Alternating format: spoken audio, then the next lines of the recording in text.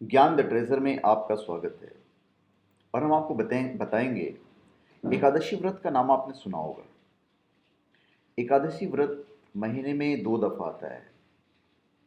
इस व्रत के फायदे हम आपको बताने वाले हैं। हर माह में जो 2 एकादशियां होती हैं, एक कृष्ण पक्ष में आती है और एक शुक्ल पक्ष में आती है।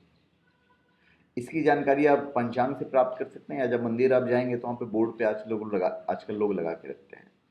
और एक वर्ष में 12 माह होते हैं, तो 24 एकादशियां होती हैं। पर एक्चुअली में चूंकि हिंदी कैलेंडर के हिसाब से, इंग्लिश के हिसाब से 24 ही पड़ेंगे, पर हिंदी कैलेंडर के हिसाब से जाओगे तो आप टोटल 26 एकादशी पड़ जाती है। शास्त्रों के अनुसार एकादशी व्रत अक्षय पुण्य प्राप्त करता है, तो हर माह का एकादशी करना चाहिए।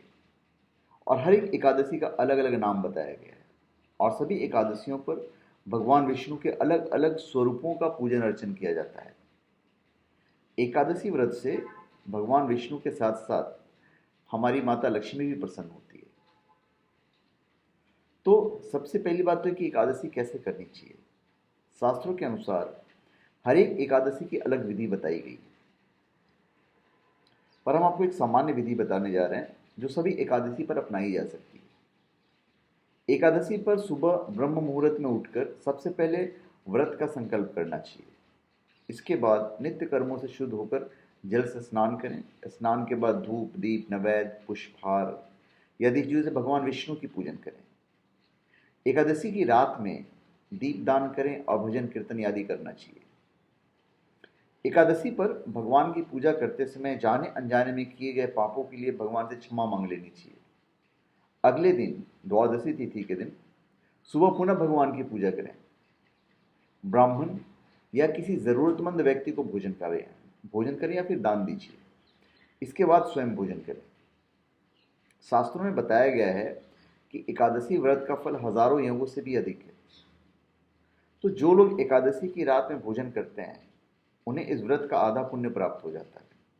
जबकि निर्जला एकादशी जो होता है, बिना खाए पिए व्रत रखने वाले को अक्षय पुण्य की प्राप्ति होती है।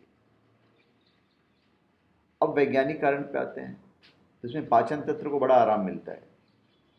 आज के समय में अधिकांश बीमारियां खाने पीने के वस्तुओं के कारण होती है। गलत खान पान से पेट से संबंधित रोग हो जाते हैं और बीमारियां शुरू हो जाती है।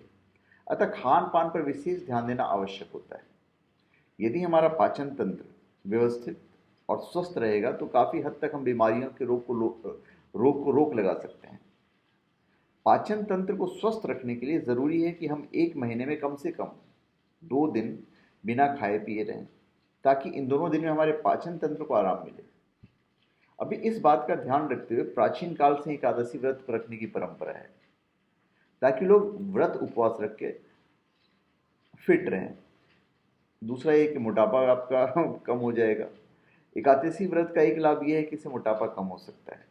महीने में 2 दिन बिना खाए पिए रहेंगे तो शरीर की जो अतिरिक्त वसा है कुछ तो कम हो गई। एक चीज़ हम आपको बता देते हैं कि किन लोगों को व्रत उपवास नहीं करना चाहिए। यदि कोई सन्यासी, बालक, रोगी, गर्भवती स्त्री, वृद्ध उपवास न करना चाहे तो शास्त्रों के अनुसार वे इसके लिए स्वतंत्र होते हैं कि वो करें या नहीं करें। आपकी धन संबंधी जो प्रॉब्लम्स हैं वो सॉल्व हो जाती है। जो हर माह की एकादशी व्रत पर अपन पूजा अर्चन करते हैं या व्रत रखते हैं, उन्हें दुख दर्द दूर हो जाते हैं। शास्त्रों की मान्यता है कि एकादशी व्रत में अक्षय पुण्य प्राप्त होता है, और इस कारण भक्त की सभी इच्छाएं पूर्ण हो जाती है। भगवान विष्णु के साथ देवी लक्ष्मी भी प्रसन्न होती है और अन्य देवी देवताओं की कृपा भी प्राप्त होती है। जो मृत व्यक्ति हैं उनकी आत्मा को भी शांति मिलती है। शास्त्रों के अनुसार परिवार में मृत व्यक्ति के नाम पर एकादशी का व्रत किया जा सकता है। ऐसा करने पर मृत व्यक्ति की आत्मा को शांति मिलती है।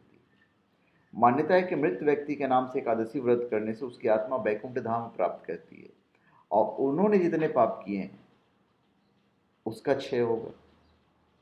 घर परिवार में सुख शांति बनी रहती है। जो लोग एकादशी व्रत नियमित रूप से करते हैं और धार्मिक कार्य करते रहते हैं, उनके घर में सुख शांति का वातावरण बना रहता है। पति पत्नी के बीच परस्पर प्रेम बना रहता है और संतान से भी सुख प्राप्त होता है। देवी लक्ष्मी और भगवान विष्णु की आराधना पति पत्नी के रिश्तों को मजबूत बना सकती है और वैवाहिक जीवन की जितनी भी समस्याएं हैं वो समस्याएं आपकी दूर हो जाएगी। तो धन्यवाद। आप हमारे चैनल पर सब्सक्राइब करें और अपने कमेंट दीजिए। धन्यवाद।